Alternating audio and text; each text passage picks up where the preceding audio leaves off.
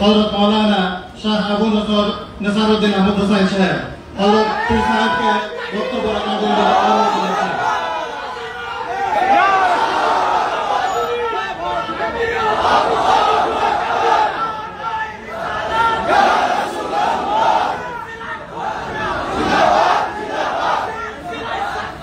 जिंदाबाद जिंदाबाद जिंदाबाद जिंदाबाद जिंदाबाद जिंदाबाद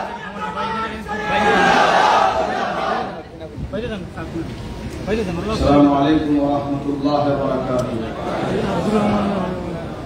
نحمده ونصلي على رسوله الكريم. أما بعد أعوذ بالله من الشيطان الرجيم. بسم الله الرحمن الرحيم. إن الله وملائكته يصلون على النبي يا أيها الذين آمنوا صلوا عليه وسلموا تسليما. اللهم صل على سيدنا ونبينا وشفينا وحبيبنا مولانا محمد صلى الله عليه وعلى آله وأصحابه وبارك وسلم. সকলে দিল খুলে মহব্বত দরুদ শরীফ পড়েন। اللهم صل على سيدنا ونبينا وشفينا وحبيبنا مولانا محمد صلى الله عليه وعلى آله وأصحابه وبارك وسلم. اللهم صل على سيدنا صلى الله عليه وعلى آله وأصحابه. উপস্থিত আজকে চেতনায় বালাকোট দিবস উপলক্ষে অত্র মজলিসের সম্মানিত সভাপতি সাহেব, আরো উপস্থিত আছেন আমার শ্রদ্ধেয় ফুলতলীর মরহুম হযরত পীর সাহেব রহমাতুল্লাহ আলাইহি সাহেব যারা মুফতি সাহেব হুজুর, আরো উপস্থিত আছেন সোনাকান্দার দরবার শরীফ পীর সাহেব কেবলা, আরো অন্যান্য দরবার শরীফ পীর সাহেব উপস্থিত আছেন হযরত উলামায়ে কেরাম। আল্লাহ পাকের দরবারে লাখ শুকরিয়া যে আজকে এমন একটি মহতি জলসায় উপস্থিত হয়েছি যেটা আমাদের বাবার ইচ্ছার সব বলেন আলহামদুলিল্লাহ।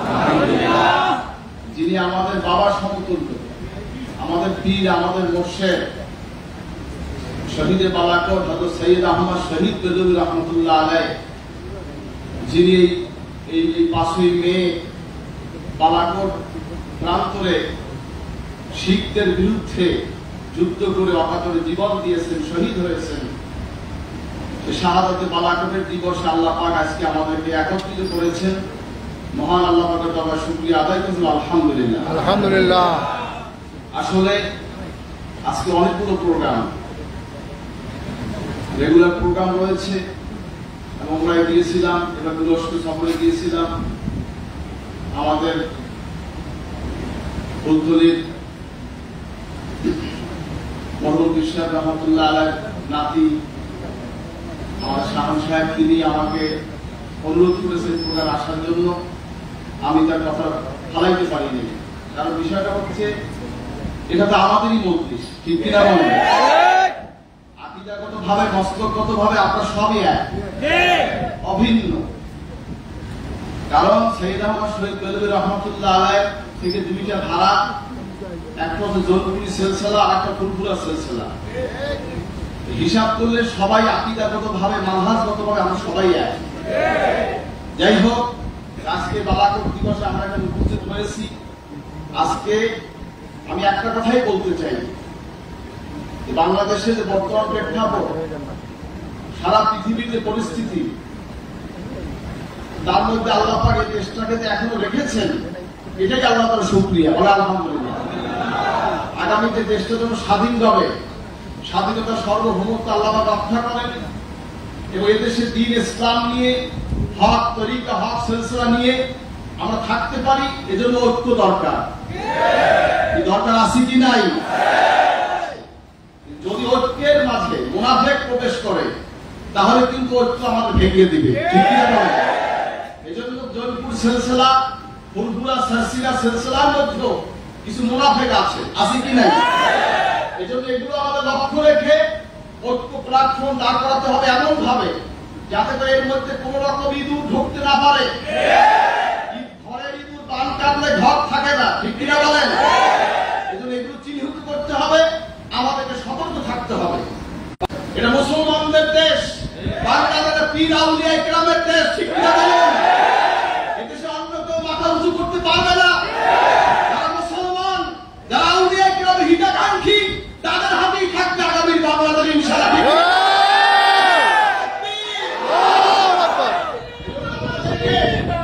আমাদেরকে হিসাব করে, চিন্তা করে, থেকে করে সামনে পা ফেলতে হবে।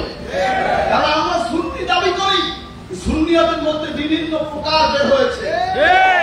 হাজরিন, আমরা সুন্নি, সাইয়েদ আহমদ শহীদ নবী রহমাতুল্লাহ আলাইহির তরিকা আদর্শে যেই তরিকা আমাদের শিক্ষা দিয়েছেন সেই অনুযায়ী শরীয়তে সুন্নি আমরা, ঠিক কিনা বলেন? আমরা বেদাতে সুন্নি নয়। আমরা কবরে গম্বুজ করে মাজারের সামনে কাপড় দিয়ে সেজদা দেওয়া এগুলো আমরা গ্রহণ করি না, ঠিক কিনা বলেন? আমি ভুল করি। শাহ সাহেবকে প্রস্তাব দিয়েছিলাম যে যারা সাইয়েদ আহমদ শহীদ নবীর অনুসারী হোক, আহমদ রাজা খান নবীর অনুসারী হোক, যে যারা অনুসারী হোক, আমরা তো মুসলমান, ঠিক কিনা বলেন? যেহেতু আমরা মুসলমান, যাদের মধ্যে ভুল আছে, ত্রুটি আছে, আমরা তাদেরকে কাছে ডাকি, বসি, তাদের ভুলগুলো আমরা চিহ্নিত করি, তাদেরকে প্রস্তাব করে যেগুলো সংশোধন করো। আমার যদি ভুল থাকে আপনি আমাকে ধরাই দেবেন, আপনার যদি ভুল থাকে আমি আপনাকে ধরাই দেব, কিন্তু ঐক্য থেকে আমরা বিনষ্ট হব। এটা আমার প্রস্তাব। ইনশাআল্লাহ আমি এই নিয়ে আগামীতে কাজ করব। আপনারা আমার সাথে থাকবেন ইনশাআল্লাহ। দেখতে চাই না,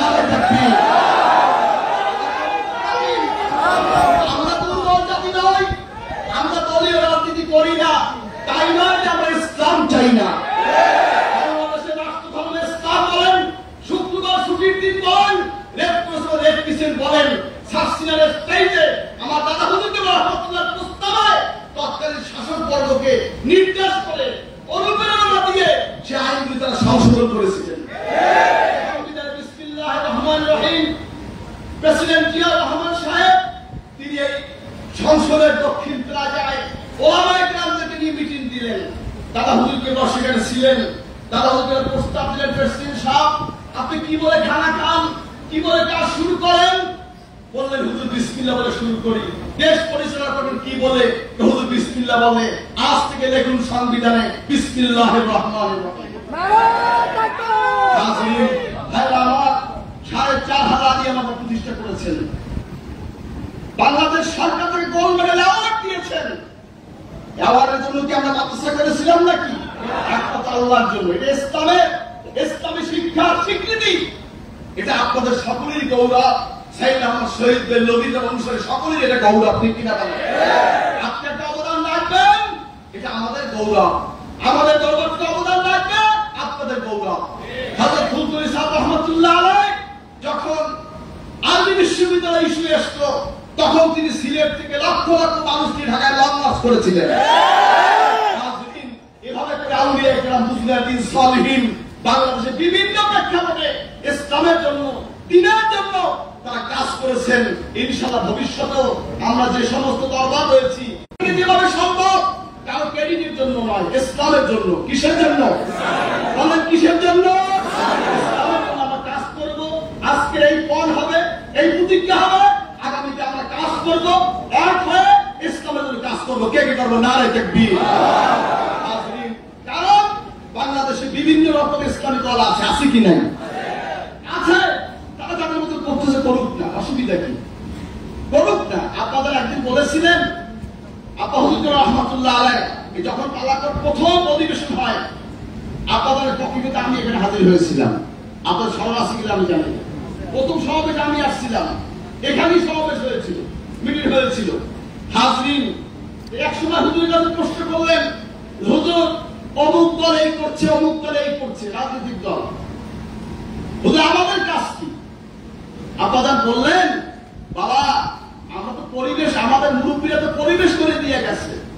রাষ্ট্রধর্ম ইসলাম করছে, ছুটির দিন শুক্রবার করছে, রেড ক্রসে রেড ক্রিসেন্ট করছে, আরবি বিশ্ববিদ্যালয়ের প্রস্তাব এসেছে।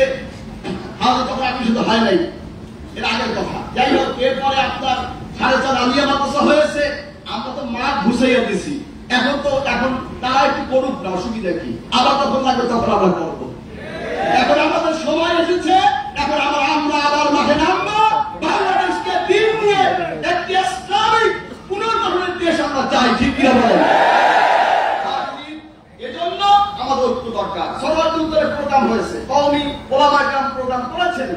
সমর্থন দিয়েছি, দিই নাই আমরা দিয়েছি। হাজরিন, যখন যে প্রদান করুক আমরা প্রদান করবো, আপনারা আসবেন, আপনারা করবেন, আমরা যাবো।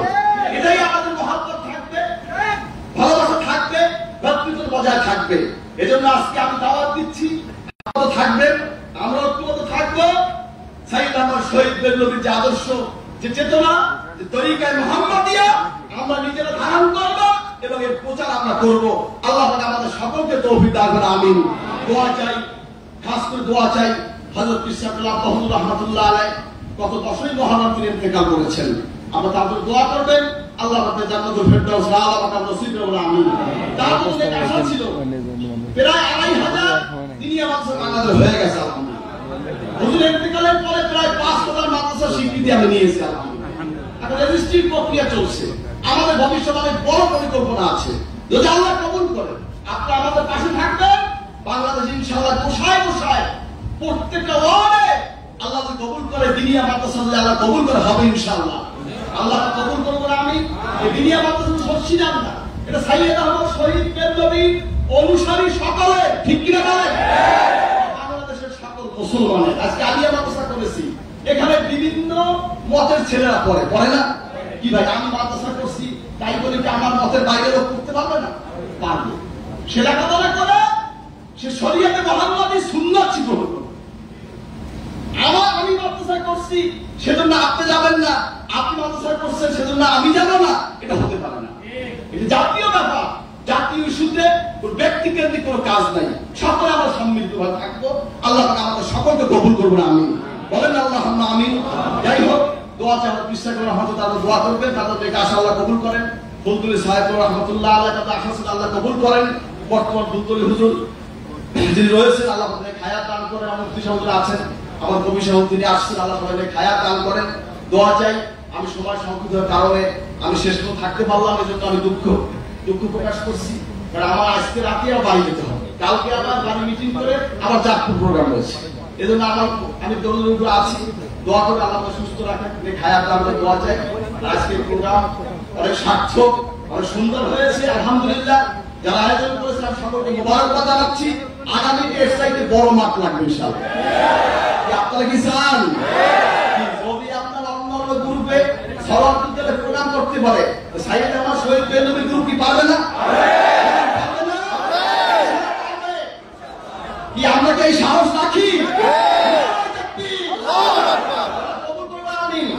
আমরা সকলে ঐক্যবদ্ধ থাকবো ইনশাআল্লাহ। যে কোনো প্রোগ্রাম আমরা ঐক্যবদ্ধ সফল করবো, আল্লাহ পাক কবুল করে, আমিন। আর যারা এখানে উপস্থিত আছেন, আমার দুই ভাইরা আছেন, অন্য যারা সবাই থাকবেন, পরিবেশ শেষ না হওয়া পর্যন্ত আল্লাহ পাক আমাদের সকল কবুল করুন, আমিন। ওয়া আখিরু দাওয়ানা আলহামদুলিল্লাহি রাব্বিল আলামিন। আসসালামু আলাইকুম ওয়া রাহমাতুল্লাহি ওয়া বারাকাতুহু।